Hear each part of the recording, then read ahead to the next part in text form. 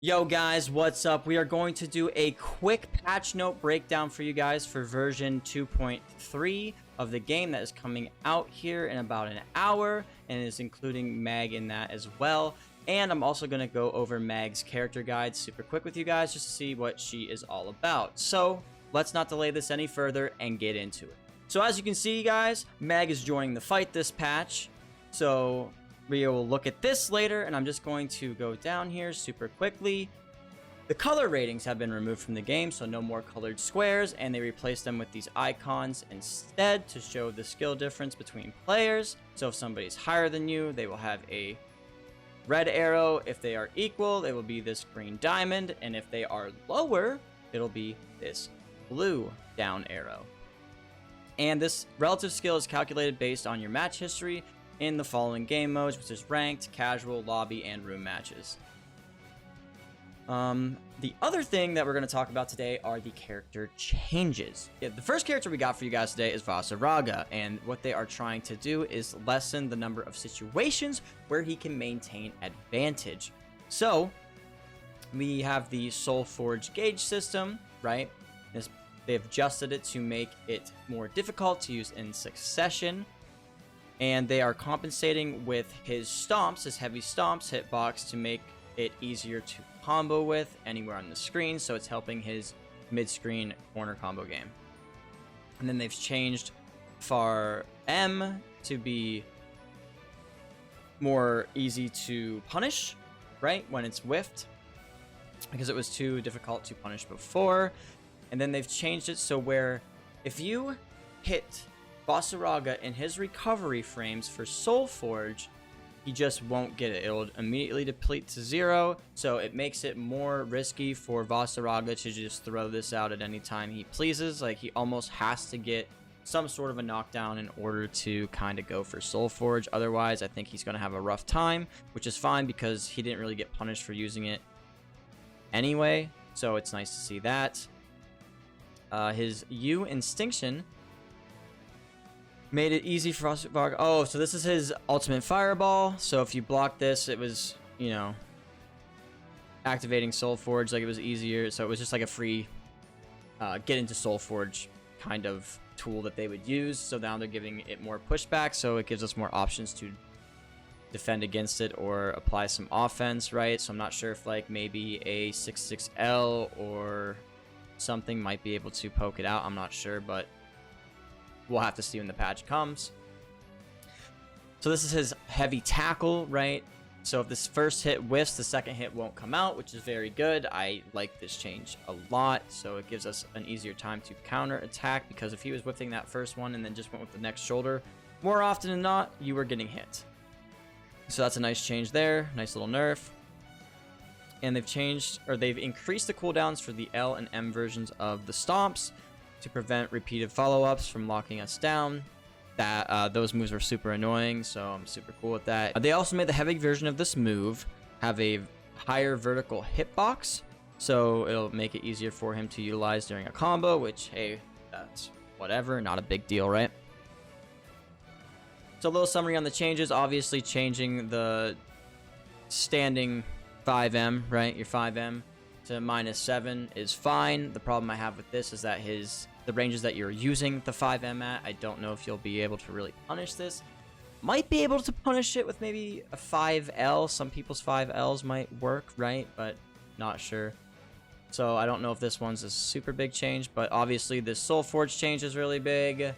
The Fireball being worse is really big.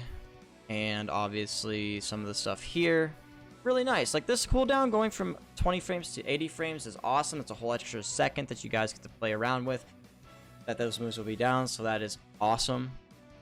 And then we're going to move on to Zoe.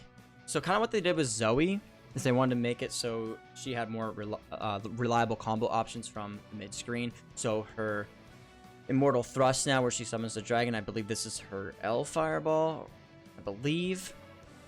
It will now launch foes, right? So it'll be easier for her to take advantage of more situations, right? Which is really nice. And they've obviously upped her chip damage quite a bit. We'll get to that in a second. But here's the more interesting change. So we have the medium aerial spin, right? So on the rising action of this, it is now mid-air unblockable. The falling actions will now cause a ground bounce on counter hit in the air, which will lead to a full combo, which is really cool. So now you can use this as kind of like an anti-air, where, I mean, not saying you couldn't do it before, but it was way harder because obviously you could block this, but now you can. Then we move on to the mid-air aerial spinning slashes, right? And this will always give you ground bounce regardless of if it's counter or normal hit. So if you see somebody jumping, I would say just let that rip because you're going to get that ground bounce and get a full combo out of it, which is super cool. But they also reduce the block stun on this move from +2 to -2. So once you use this move on block, you can't really do anything after, but I don't think you can be punished as either because I don't think it is minus enough. And then I can't quite remember what close hit Armageddon is. I think it's her SBA, but, or no, that's Gamma Ray, isn't it? I'm not really sure. This is the problem, is I don't know the names of every move, but obviously it looks better anyway.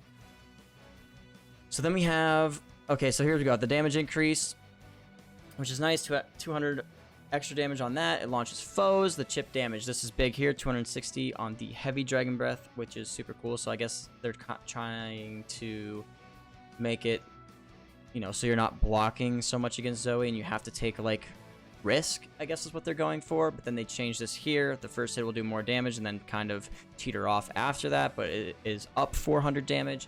And then the same thing to the long range one as well as the close range, but instead this one will be 500 more damage. And they've no changes were made for hit 6 to 10.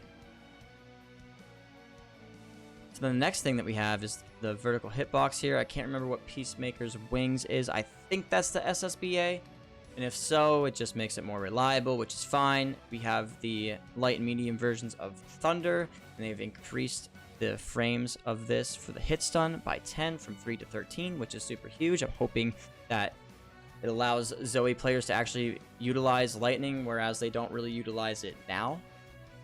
And then obviously we talked about the aerial spins here, which pretty cool, right?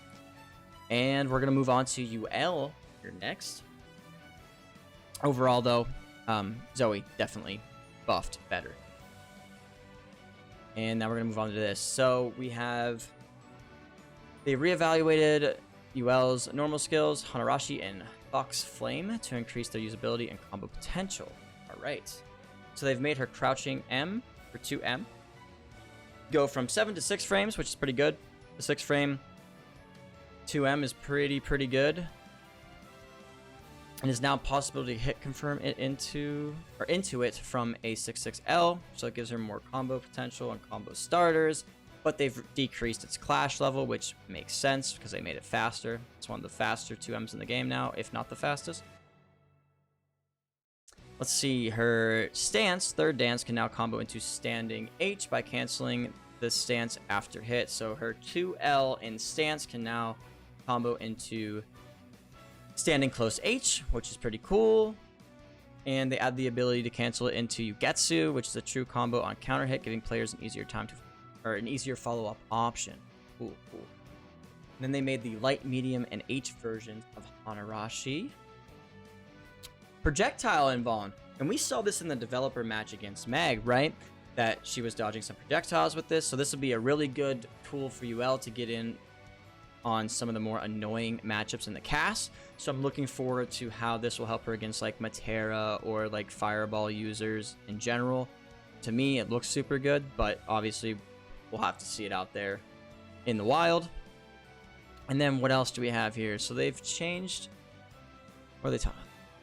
Oh, okay, they're talking about stance here, and they thought her playstyle was too overly reliant on stance, so they're making some adjustments to the light and medium Fox Flame, which is super cool. They changed the startup on L from 21 to 19. They shortened the windows for foes to counter with attacks or throws. So I'm assuming that they still might be able to, but that gap is smaller now, giving her time to make a decision. And the M version, its active frames have been increased from 9 to 16, and its recovery reduced from 13 to 6. So this is the interesting one. because you'll be able, like they said, you'll be able to use it in Okazema situations. So I'm assuming, you know, baiting out supers or reversals, this will be a good option to use that for now. And they shortened the hitbox on it to make sure it's not a pure poking tool, right? And then on the H version of this move, let's see what they did. Oh, they reduced the startup by 1 frame, so there's more combo consistency and they're not switching sides and stuff like that. So overall, UL is definitely buffed. It'll be interesting to see how she plays and how she shoots up the ladder. I definitely want to check out her and Zoe for sure. But then we move on to the last one in the patch, which is Anila. And they wanted to expand her combo options on neutral and give her greater flexibility. So now we have Ramification, the follow-up on Ramification, which is her 5U, 5U, will now launch foes higher up and make it possible for you to follow up with a combo in the corner. So it's a combo tool now as well, right?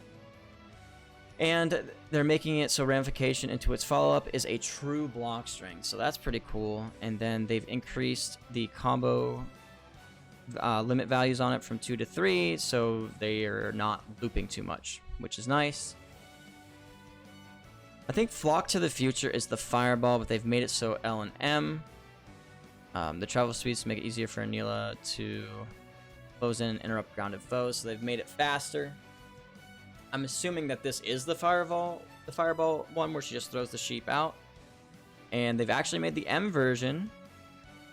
They reduced the startup, but also are making it useful as a combo starter. So I don't know if you'll be able to spot dodge this anymore. I don't think you could roll it, but I don't think it feels like you're not going to be able to spot dodge it anymore, but you might be able to. We'll have to see. One of those things, right?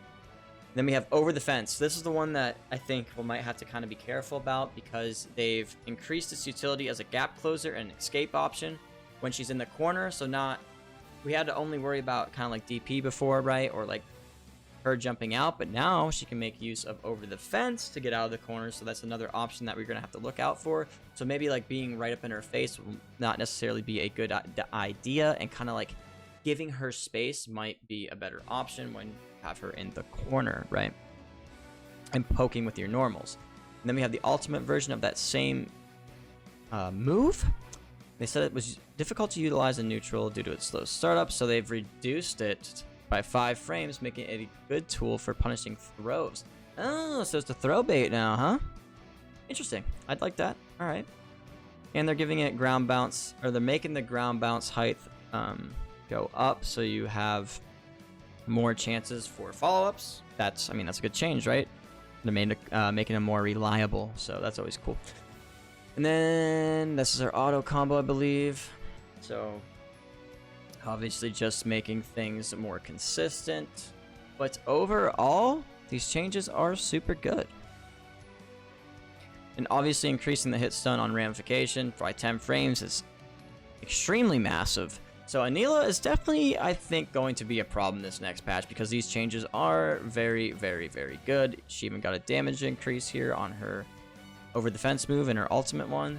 So definitely a character to look out for. And then we just have some bug fixes here, which not really a big deal. So overall, guys, that is the patch.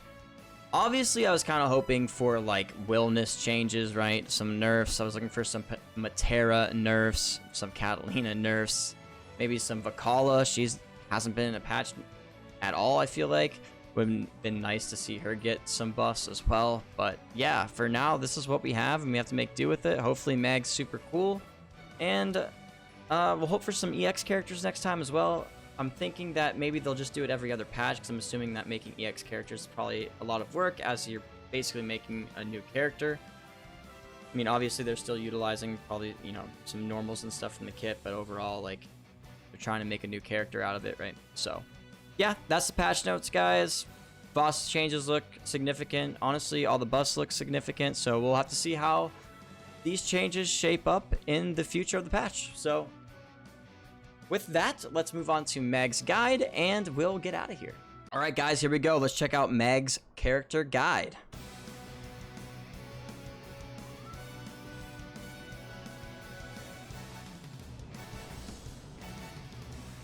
Like I said before, she's like my second favorite character in the series, so I'm super stoked for her. When girl meets shark, Oh, a new announcer? Okay, it's not the same person doing it anymore. Girl and 10th DLC character. She's Wonder what happened. She's agile, and she leverages her mobility to take Obviously, Meg looks super cool. With Mari and Ursula at her side, she's always ready to unleash a barrage of shark tactics. Kind of interested to see how the Mari thing works Only the strong survive. with the projectile. So let's see what we've got. We got Launcher. Shark launcher calls in your girl for a little shark-powered battle. okay, gotcha. So I'm assuming that this was negative edge at first, but I don't know if it is. Aims the cannon upward.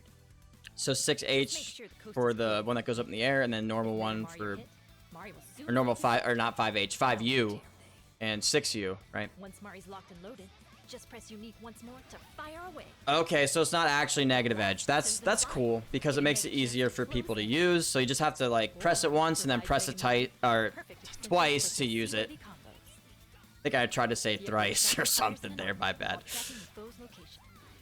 Oh, it tracks? Okay. Travels slower than the horizontal shot, but presents a chance for an aggressive approach.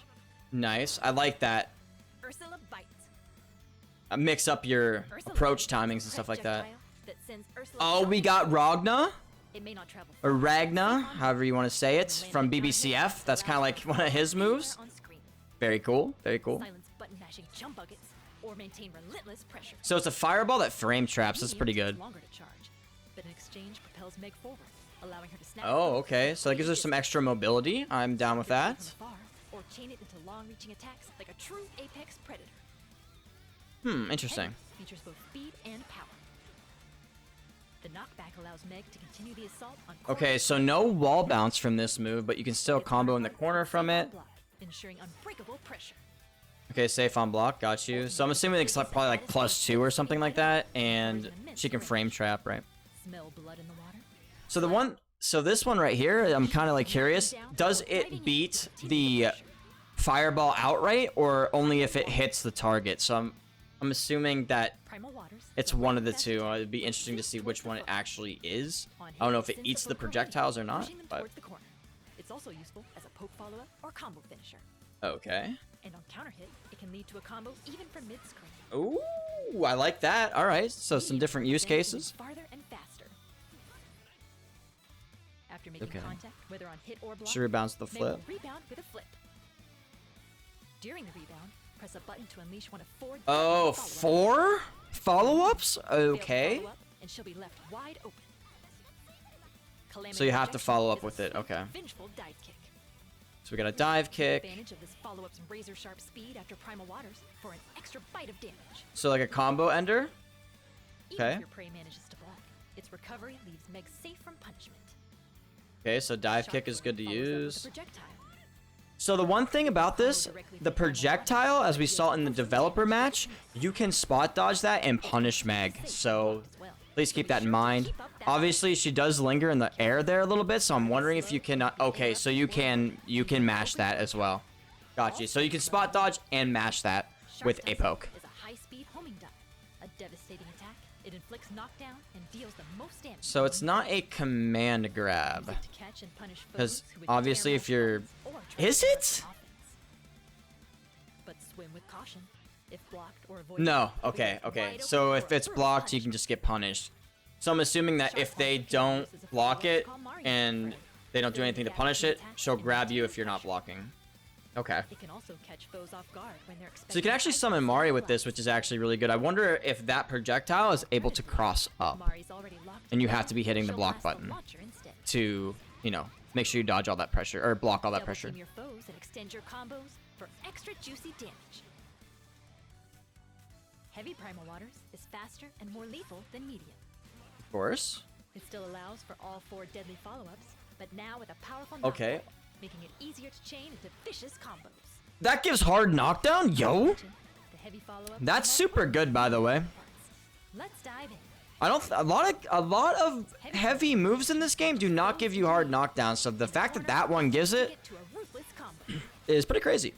It's the perfect tool. And I welcome that. I wish there was more heavy knockdown in the game overall. So I'm kind of stoked about that. takes longer to recover, but grants more. Obviously, that move isn't like super easy to hit or anything. So like, Is also a little when you longer do to land land. it, it's like, oh, I get my So reward a for sharp landing player this, will right? need to maximize damage. Another thing that I am noticing It can even be followed is up with that midstream. she seems pretty like creative and freeform with her combos. So it'll be interesting to Heavy see Shark how now she combos directly develops with over Granblue time, because it seems like you can do into some assault, crazy defend, combo extensions and punishing stuff, knockdown, right? And claim your Okizeme prize. Nice. Compared to medium, Heavy Shark Launcher gives Meg an even longer advantage. Harness this follow-up to safely call Mari, priming her position for your next offensive. Oh, okay, okay. If Mari's already out, the enhanced knockback from Primal Waters makes it a breeze to chain into a follow-up for a relentless. Oh, that's cool. So you can kind The momentum, again, extend your super combo, expressive with keep their your combo opponents routing. I like under that. pressure. No diving license required. I'm not gonna lie, she looks super Is a sick. screen torpedo of Primal Instinct. Upon impact, it transitions into Shark Tussle, dealing massive damage and Okay. causing knockdown. So kind of like a neutral skip, Speedy activation, That's like our follow-up neutral skip? conversion, I think, or right? travel from Oh Primal yeah, Waters yep, to there it Primal is. That's what I was looking for. That's what I want. Dorsal Fin Blade. Dorsal Fin Blade is a jumping slap. Yes, the anti-zoner tool. Yes. Deadly strike. Finally, something to actually maybe contest Matera and these annoying zoners. That would be awesome. Thank you, Arxis. Thank you, Psy Games. Heavy Appreciate Dorsal you. Fin Blade share the same properties. Medium leaps even higher than light, with a slightly slower Okay. start.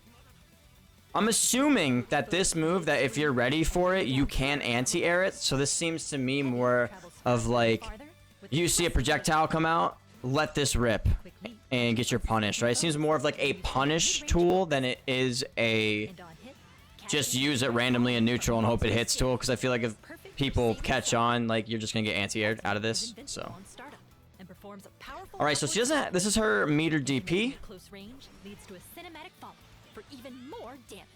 which is Even from cool. far, it knocks She has no down meterless, so you have to be careful with how in no time flat. you are on defense, right? You have to be better on defense than you normally would have to be. Screwjaw. Because obviously not having meterless DP sucks, especially against Willness. So she's probably gonna not be great against Willness, I'll be honest, because not having a DP, a meterless DP against Willness kind of sucks. So Positioned to keep the pressure up. Medium travels farther and hits harder than light. So this looks like a plus on block move. I'm assuming like it's safe on block for the light and medium, and then like the heavy one's probably like, you know, Great option plus for 2 or following more or up whatever. Finishing a combo. Heavy travels farther and hits with even more force than medium. Okay. It causes a wall bounce when near the corner. Oh, this is our so this is our combo tool. So we want to hold on to this move. Got you, got you. Combine this with Primal Waters to finish off your combo with Mari and seize the advantage. All right, go for some Oki afterwards. I like that. Ultimate is a massive vortex of unrelenting power. Oh, our mid screen Wall bounce from anywhere combo else, extender here. providing Nice. combo potential in even the quietest of waters. It's a lot of damage actually. Combine it with a friendly shot from Mari's Shark Launcher to further extend your damage. Isn't she the best? Dorsal Fin Blade, midair.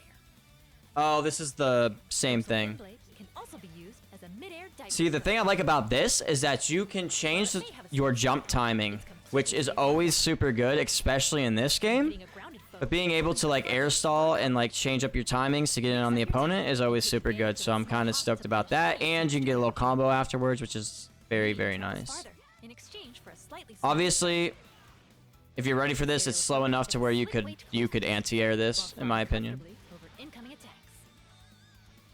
Just be careful not to overshoot your mark, or you might find yourself at hot water.